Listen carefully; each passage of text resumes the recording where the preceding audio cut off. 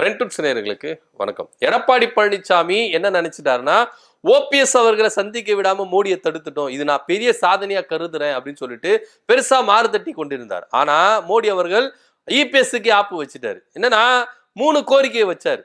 அதாவது கோதாவரி காவிரி நதியை இணைக்கணும் அப்படின்னு, அதே போல விவசாயிகளுக்கு கடன் கொடுக்கறதுல இந்த சிபில் ஸ்கோர் கேட்கக்கூடாது அப்படின்னு, அதே போல ராணுவ வழித்தடத்தை தமிழ்நாட்டில் உருவாக்கணும் அப்படின்னு. இந்த 3 கோரிக்கை தான் நம்மளுக்கு தெரியும். 4வதா ஒரு கோரிக்கை வச்சிருக்கிறாரு.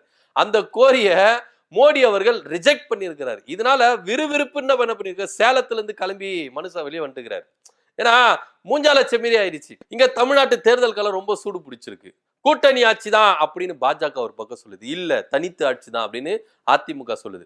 இந்த 2 கட்சிகளும் வந்து என்ன பண்ணிருக்காங்க, மாறி மாறி என்ன பண்றாங்க, கூட்டணி ஆட்சி தான் தனித்து ஆட்சி தான் அப்படி இப்படின்னு சொல்லிக்கிறாங்க. இதுக்கு எல்லாத்துக்கும் ஒரு முடிவு கட்டணும். அமித்ஷா அவர்கள் கிட்ட கெஞ்சி பார்த்தாச்சு, கூத்தாடி பார்த்தாச்சு, ரொம்ப அழுது கூட பார்த்தாச்சு. ஆனா இருந்தாலும் அமித்ஷா அவர்கள் கூட்டணி ஆட்சி தான் அப்படின்னு ஒரு முடிவுல இருக்கிற ஸ்டாண்டில் இருக்கிறாரு. அதனால மோடி வராரு. மோடி கிட்ட நம்ம என்ன பண்ணலாம், இந்த கூட்டணி விவகாரத்தை பத்தி பேசலாம். அது இல்லாம பாஜக இங்க ரொம்ப ஓவர் ஆடிட்டு இருக்கு, எங்களை ஏறி மிதிக்கிற மாதிரி இருக்கு, கொஞ்சம் அடக்கி வச்சுட்டு போங்க அப்படின்ற மாதிரி நம்ம மோடி கிட்ட என்ன பண்ணலாம், கொஞ்சம் ரிக்வெஸ்ட் வைக்கலாம், கோரிக்கை வைக்கலாம் அப்படின்னு சொல்லிட்டு என்ன பண்ணிருக்காரு, ஐயா உங்ககிட்ட வந்து கொஞ்சம் தனிமையில பேசணும், வாங்க கொஞ்சம் பேசலாம் அப்படின்னு சொல்லிருக்கும்போது, உங்க எல்லாம் பேச முடியாது போயா அப்படின்னு சொல்லிட்டு என்ன பண்ணிருக்காரு, முஞ்சாலட்சி மாதிரி சொல்லிட்டு இருக்காரு. ஆனா உண்மையிலேயே இந்த தேசிய ஜனநாயக கூட்டணி 2024 நாடாளுமன்ற தேர்தல் அமையும் போது ஒரு கூட்டணி வச்சாங்க டெல்லியில. மோடி பக்கத்துல உட்கார வச்சாருங்க எடப்பாடி பழனிசாமி. அந்த காட்சிகள்லாம் நீங்க இன்னமும் பார்க்கும்போது அப்படியே ஜெகஜோதியா அப்படி சிரிச்சின்னு இருப்பா போல மனுஷன். அந்த அளவுக்கு வந்து மோடி வந்து என்ன பண்ண, தன்னுடைய பக்கத்து சீட்டிலேயே என்ன பண்ணாரு, உட்கார வச்சாரு. ஆனா டெல்லியில இருந்து இங்க வந்த உடனே கூட்டணி இல்ல ஒண்ணும் இல்லை அப்படின்னு சொல்லிட்டு என்ன பண்ணாரு, கை கழுவிட்டார். அதுக்கப்புறம் இப்பதான் என்ன பண்றாரு, சந்திக்கிறார் மோடி அவர்களை. இப்பதான் சந்திக்கிறார். அது இடையில பாஜக தலைவர்களை சந்திச்சாரு, அமித்ஷா சந்திச்சார். மோடியை சந்திக்கிறது இதுதான் ஃபர்ஸ்ட் டைம். எப்போ கூட்டணி இல்லை அப்படின்னு சொல்லிட்டு சொன்னாரோ அதுல இருந்து இப்பதான் என்ன பண்றாரு, ஃபர்ஸ்ட் டைம் என்ன பண்றாரு, சந்திக்கிறார். மோடி அவர்களும் இபிஎஸ் சந்திக்கிறதுக்கு தயாரா இல்ல, வேற வழி என்ன பண்றது, இங்க தேசிய ஜனநாயக கூட்டணி அதிமுக தலைமையில தான் அப்படின்னு அமித்ஷா அவர்கள் சொல்லிட்டு போயிட்டாரு. வேற வழியே இல்லாம கடமைக்குன்னு தான் மோடி அவர்கள் என்ன பண்ணிருக்காரு, இபிஎஸ் சந்திச்சிருக்காரு. ஆனா இவர் உடனே என்ன பண்ணிட்டாருன்னா, ஓபிஎஸ் சந்திக்கல என்ன சந்திச்சுட்டாரு, அப்படி இப்படி தையத்தக்க தாம் தக்க என்ன பண்றாரு, குதிக்கிறார். ஆனா இங்க இபிஎஸ் அவர்களை சந்திக்கிறதுக்கு மோடிக்கு ரொம்ப கொஞ்சம் கூட என்ன பண்ணல, விருப்பமே இல்லை. ஏன்னா எதுக்குப்பா அவரை போய் நம்ம சந்திச்சுக்கிட்டு, ஏற்கனவே துரோகி மாதிரி என்ன பண்றேன், நான் கூப்பிட்டு பக்கத்துல உட்கார வச்சேன், என் சீட்டு பக்கத்துல உட்கார வச்சேன், தமிழ்நாட்டை போயிட்டு கூட்டணி இல்லைன்னு சொல்லிட்டு துரோகம் பண்ணாரு, துரோகி பழனிசாமி எப்படி நான் சந்திக்கிறது அப்படின்ற ஒரு மனநிலைமையில தான் ஐயா மோடி அவர்கள் இருந்திருப்பாரு அப்படின்னு நம்மளால சிந்திக்க முடியுது. ஏன்னா நீங்க நல்லா யோசித்து பாருங்களேன், கூட்டணி அப்படின்னு சொல்லும்போது ஜெயலலிதா இருக்கும்போது அதிமுக ஒரு மாபெரும் சக்தியா இருந்ததுங்க, அதுல எந்தவித மாற்று கருத்து இல்ல.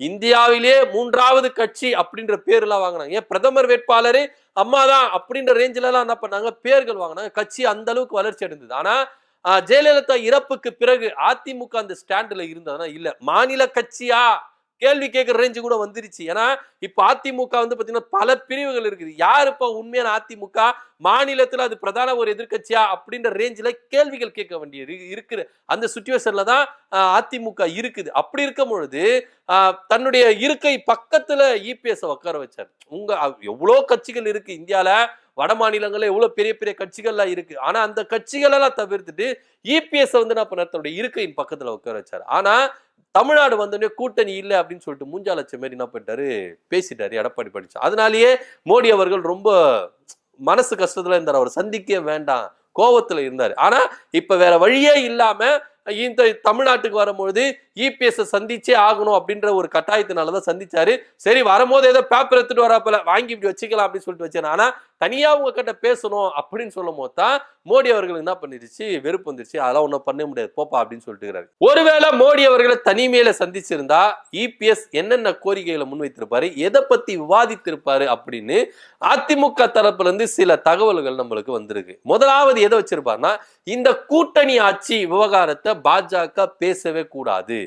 இங்க பாஜகவுக்குன்னு ஒரு பேர் இல்ல, ஒரு புகழ் இல்ல, ஒரு வாக்கு வங்கி இல்ல, ஒரு அங்கீகாரம் இல்ல. தமிழ்நாட்டுல பாஜக தனித்து நின்னா எந்த அளவுக்கு உஸ்வானமா ஆகும் அப்படின்றத எல்லாருக்குமே தெரியும். சோ உங்களை நாங்க எங்க தோல் மேல சுமந்துன்னு போறோம், எங்க மேல நீங்க ஏறி சவாரி பண்றீங்க அப்படின்னும் போது கொஞ்ச நாளைக்கு, அதாவது தேர்தல் முடிகிற வரைக்கும் இந்த கூட்டணி ஆட்சி அப்படின்ற பேச்சை எடுக்க வேணாம்னு சொல்லுங்க சார் அப்படின்னு கோரிக்கை வைத்து இருக்கலாம் அப்படின்ற ஒரு தகவல் வந்திருக்கு. அது மாத்திரம் இல்லாம அண்ணாமலை அவர்களை நாவடக்கத்தோடு நடக்க சொல்லுங்க. ஏற்கனவே இந்த மாதிரி பேசிதான் 2024 நாடாளுமன்ற தேர்தலில் கூட்டணியை விளைத்து நாங்க என்ன பண்ணோம், வெளியே வந்தோம். இப்ப திரும்பவும் அண்ணாமலை அவர்கள் நாவடக்க இல்லாம பேசுறாரு அப்படின்ற விஷயத்தையும் முன்வைக்கிறதுக்கு முன் வந்ததா நம்மளுக்கு விஷயம் வந்திருக்கு. இது தவிர்த்துட்டு டிடிவி தினகரனையும் ஓபிஎஸ்ஸையும் கூட்டணியிலிருந்து விலக்கணும் அப்படின்ற ஒரு காரியத்தையும் அவர் என்ன பண்ணிருக்காரு, முன் வந்திருக்கிறாரு. பேசலாம், டிஸ்கஷன் பண்ணலாம் அப்படின்னு சொல்லிட்டு. ஆனா இதுல பாஜகவுக்கு கொஞ்சம் கூட விருப்பமே இல்லை.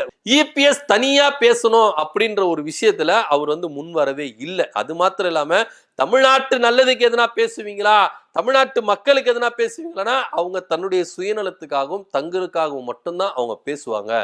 இதை தவிர்த்துட்டு இந்த சுற்றுப்பயணம், இறுதி பயணம் இருக்குல்ல, இந்த இறுதி பயணத்துல மோடி அவர்களை தலைமை தாங்கிறதுக்கு அழைப்பு விடுக்கலாம் அப்படின்ற ஒரு தகவலும். ஏன்னா அப்படி அழைப்பு விடுக்கும் பொழுது இது தேர்தல் பிரச்சாரத்துக்காகவும் மாறிடலாம் அப்படின்ற ஒரு கணக்குல தான் எடப்பாடி பழனிசாமி என்ன பண்ணிருக்கிறாரு, கணக்கு போட்டிருக்காரு. இதெல்லாம் பேசலாம் அப்படின்னு சொல்லிட்டு. சோ இந்த சுற்றுப்பயணத்தின் இறுதி நாள்ல இதை வெற்றி விழாவா கொண்டாடுறதுக்கு சீஃப் கெஸ்டா மோடி அவர்களை அழைக்கலாம், அதுக்கு நேரம் கேட்கலாம் அப்படின்ற பல தகவல்களை முன் வச்சிருக்கிறது. தனியா அவர் டிஸ்கஷன் பண்றதுக்கு கேட்டிருக்காரு.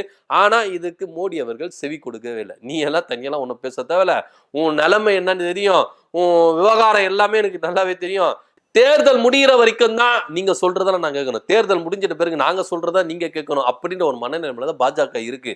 ஆனா அதுக்குன்னு நீ இழுத்த இழுப்புகளை நான் வர முடியுமா, ஏதோ கோரிக்கை கொடுத்தி அதை கொடு, அவ்வளவுதான். நீ தனியெல்லாம் ஒன்னும் சந்திச்சு பேச தேவையில்ல, உனக்கு நேரம்லாம் கொடுக்க முடியாது, நீ வீட்டுக்கு கிளம்பு அப்படின்னு சொல்லிட்டு என்ன பண்ணியிருக்கிறாரு எடப்பாடி பழனிசாமிக்கு மோடி அவர்கள் சொல்லியிருக்கிறாரு. இந்த விஷயம் நடந்த உடனே உங்களுக்கு நேரம்லாம் கொடுக்க முடியாது அப்படின்னு சொன்ன உடனே அடுத்த பிளைட்லேயே சேலத்துல என்ன பண்ணிருக்காரு, கிளம்பி இருக்கிறாரு எடப்பாடி பழனிசாமி. எடப்பாடி பழனிசாமி நினைச்சிட்டு போனது ஒண்ணு, மோடி அவர்களை தனியா சந்திச்சு பேசணும் அப்படின்னு மோடி கிட்டே நேரம் கேட்டிருக்காரு. இதற்கு மோடி முடியாது அப்படின்னு சொல்லியிருக்காரு. ஏமாற்றத்தோடு இவர் பின்னாடி வந்திருக்கிறாரு. இதை பத்தியோட கருத்து என்ன அப்படின்றத கீழே கமெண்ட் பண்ணுங்க. நன்றி, வணக்கம்.